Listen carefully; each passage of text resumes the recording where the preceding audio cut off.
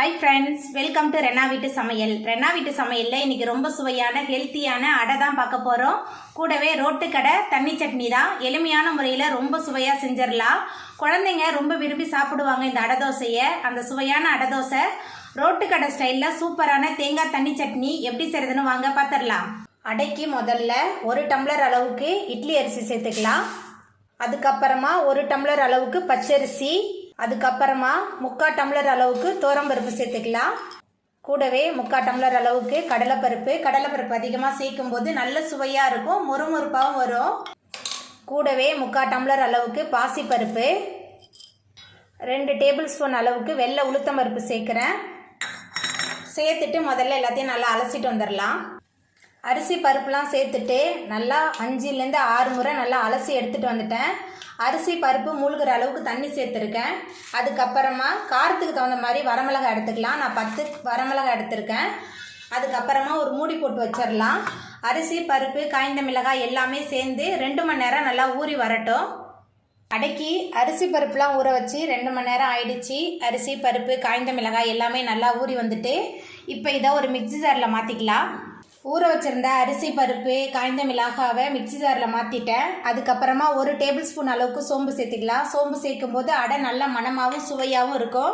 சோம்பு சேர்த்த பிறகு இஞ்சி சேர்த்துக்கலாம். இஞ்சி நிறைய சேர்த்துக்கலாம், ஏன்னா பருப்பு சேர்த்துருக்கோம், அதனால் இஞ்சி நிறைய சேர்க்கணும். இப்போ நம்ம அரைச்சிட்டு வந்துடலாம். அரைக்கும் போது நைஸாக அரைக்கக்கூடாது, கொஞ்சம் கொரகொரப்பாக அரைச்சி எடுத்துக்கலாம். மிக்ஸி ஜாரில் மாற்றிட்டு அரைச்சிட்டு வந்துட்டேன். பாருங்கள், இந்த அளவுக்கு நல்லா கொரகொரப்பாக அரைச்சி எடுத்துக்கணும். அப்போ தான் அடை சுடும்போது நல்ல சுவையாகவும் கரகரப்பாகவும் இருக்கும். இப்போ இதை ஒரு பாத்திரத்தில் மாற்றிக்கலாம். அரிசி பருப்பு 2ஐயும் அரைச்சிட்டு வந்ததை ஒரு பாத்திரத்தில் மாற்றிட்டேன். நான் 2 முறை மிக்ஸி ஜாரில் மாற்றி அரைச்சிருந்தேன், ஏன்னா நம்ம அரிசி பருப்பு நிறைய ஊற வச்சுருந்தோம். அதுக்கப்புறமா இதில் நம்ம அடைக்கு தேவையான அளவுக்கு உப்பு சேர்த்துக்கலாம். கூடவே 1 டேபிள் ஸ்பூன் அளவுக்கு மஞ்சள்தூள் சேர்த்துக்கலாம்.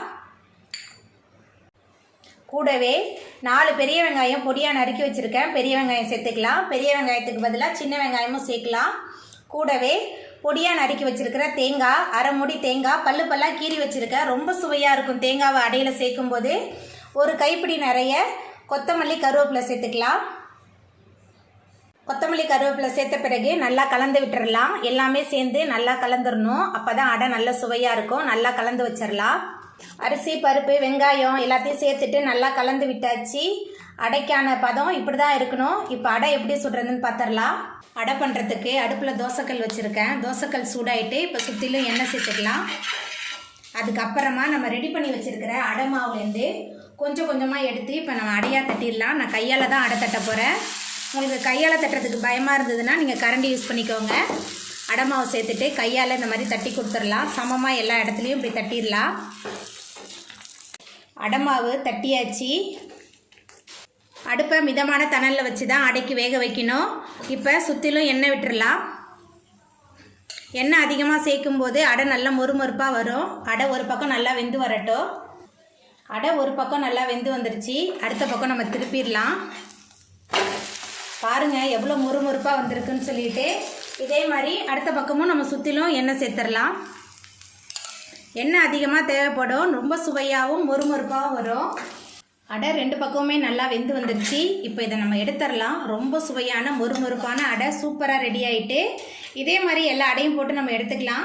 தேங்காய் சட்னி பண்ணுறதுக்கு 1/2 கப் அளவுக்கு தேங்காய் சேர்த்துக்கலாம். கூடவே 3 டேபிள் ஸ்பூன் அளவுக்கு பொட்டுக்கடலை, காரத்துக்கு தகுந்த மாதிரி காய்ந்த மிளகாய் எடுத்துக்கோங்க. நான் 6 காய்ந்த மிளகாய் எடுத்திருக்கேன்.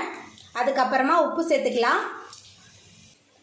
அரைக்கும் போது முதல்ல 2 ஓட்டு ஓட்டிட்டு அதுக்கப்புறமா நமக்கு எவ்வளோ சட்னி வேணுமோ அதுக்கு தகுந்த மாதிரி நம்ம தண்ணி சேர்த்து அரைச்சிக்கலாம். எதனால் 2 ஓட்டு ஓட்டுறோன்னா அப்போ தான் எல்லாமே சமமாக அரைப்பட்டு வரும்.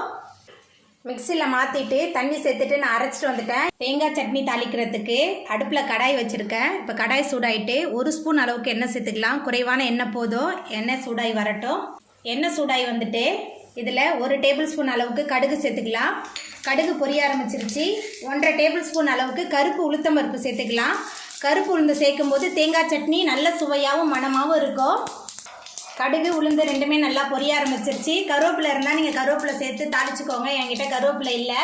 இப்போ அடுப்பு ஆஃப் பண்ணிவிட்டு நம்ம அரைச்சி வச்சுருந்த தேங்காய் பொட்டுக்கடலையை சேர்த்துடலாம். ரொம்ப சுவையான தேங்காய் சட்னி சூப்பராக ரெடி ஆயிட்டு. அவ்வளோதாங்க, ரொம்ப சுவையான ஆரோக்கியமான அடை தோசை கூடவே ரோட்டுக்கடை தேங்காய் சட்னி சூப்பராக ரெடி ஆயிட்டு. இந்த சுவையான அடை தோசை ரோட்டுக்கடை தேங்காய் சட்னியை நீங்களும் உங்கள் வீட்டில் செஞ்சு பாருங்கள். இந்த வீடியோ உங்களுக்கு பிடிச்சிருந்தா லைக் பண்ணுங்கள், ஷேர் பண்ணுங்கள், கமெண்ட் பண்ணுங்கள், சப்ஸ்கிரைப் பண்ணுங்கள். அப்படியே பக்கத்தில் உள்ள பெல் பட்டனையும் கிளிக் பண்ணிடுங்க. நன்றி.